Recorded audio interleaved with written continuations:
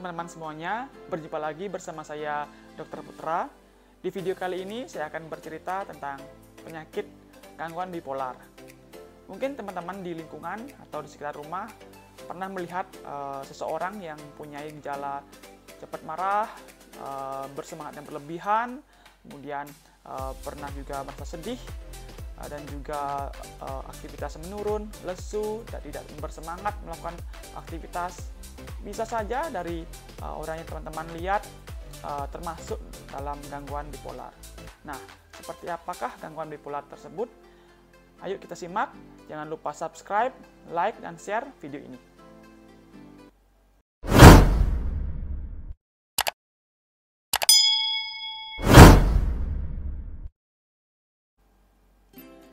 Gangguan bipolar merupakan suatu penyakit di dalam ilmu kedokteran jiwa di mana terjadinya perubahan mood atau suasana perasaan. Nah, perubahan mood atau suasana perasaan ini terdiri dari episode manik dan juga episode depresi. Nah, ciri-ciri seseorang atau penderita yang mempunyai episode manik, yang pertama biasanya pasien bersemangat yang berlebihan atau ekstrim, kemudian aktivitas yang meningkat, sampai-sampai kadang pasien waktu tidurnya berkurang, atau bahkan juga pada penderita dengan gangguan bipolar episode manik ini biasanya penderita juga jarang tidur, bisa sampai hanya tidur 3 jam, ataupun juga bisa pasien tidak tidur berhari-hari sampai berminggu-minggu. Selain itu juga pasien akan cenderung biasanya bisa juga mempunyai gejala sering menghambur-hamburkan uangnya, atau penderita juga bisa berbelanja ke mall misalkan, yang memborong semua belanjaan.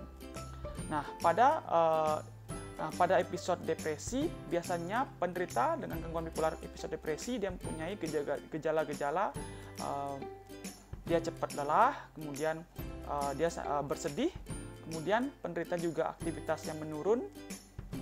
Selain itu juga sulit untuk berkonsentrasi, dan juga kadang kalau lebih ekstrim, kadang pada episode depresi bisa menimbulkan gagasan ide bunuh diri pada pasien yang mempunyai penyakit bipolar ini.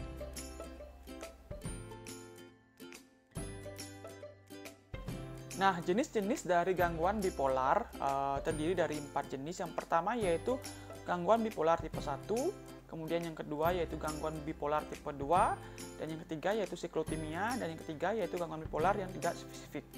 Nah, yang pertama yaitu gangguan bipolar tipe 1. Nah, pada gangguan bipolar tipe 1 ini biasanya penderita mengalami episode manik, kemudian dapat diikuti episode depresi.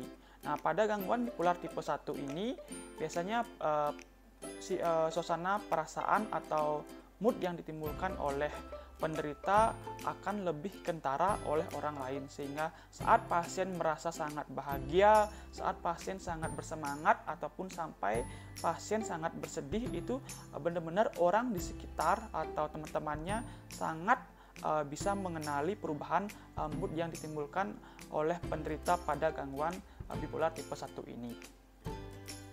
Yang kedua yaitu gangguan bipolar tipe 2. Nah, pada gangguan bipolar tipe 2 ini penderita tidak mengalami yang namanya episode manik, tetapi penderita mengalami yang namanya episode hipomanik. Episode hipomanik ini merupakan bentuk episode manik yang tidak terlalu ekstrim. Jadi, gejala atau suasana perasaan yang dimunculkan oleh penderita pada gangguan bipolar tipe 2 ini tidak terlalu ekstrim. Jadi penderita biasanya masih bisa melakukan aktivitas seperti biasa, tetapi oleh orang di sekitar atau teman-temannya, mereka masih dapat mengenali perubahan gejala yang ditimbulkan oleh penderita pada gangguan bipolar tipe 2 ini. Kemudian yang ketiga ada siklotimia. Nah, siklotimia ini merupakan bentuk ringan dari bipolar. Nah, pada siklotimia ini biasanya intensitas episode depresi ataupun hipotimik yang ditimbulkan ini lebih ringan. Dan biasanya pada siklotimia ini berlangsung yaitu selama 2 tahun.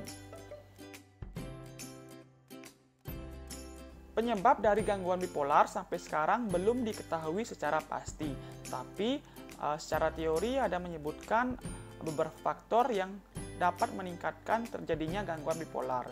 Yang pertama yaitu faktor genetik atau keturunan. Pada penderita yang mempunyai gangguan bipolar dengan orang tua yang mempunyai salah satu mengidap bipolar akan meningkatkan kejadian sekitar 10-25% dapat menimbulkan penyakit bipolar.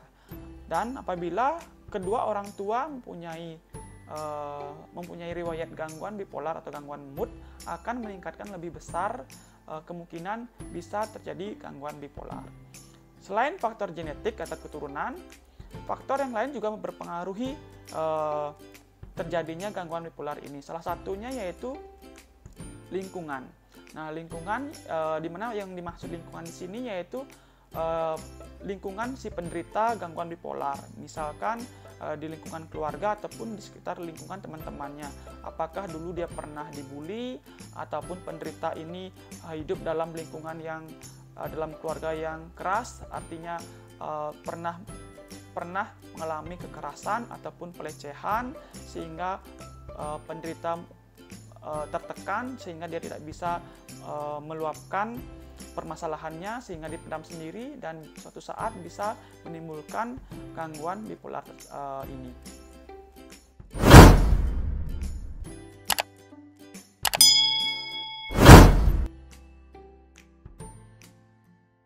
Penanganan pada gangguan bipolar ini terdiri dari terapi farmakologis dan juga terapi non-farmakologis. Terapi farmakologis biasanya akan diberikan obat-obatan golongan mood stabilizer, contohnya misalkan lithium, di mana lithium ini digunakan untuk memperbaiki gangguan mood pada gangguan bipolar. Kemudian pada terapi non-farmakologis, misalkan yaitu pseudoedukasi, di mana kita akan menjelaskan tentang bagaimana penyakit tentang gangguan bipolar ini. Kemudian kita akan mengajak penderita untuk berbicara, kemudian menceritakan tentang penyakit-penyakit gangguan bipolar ini.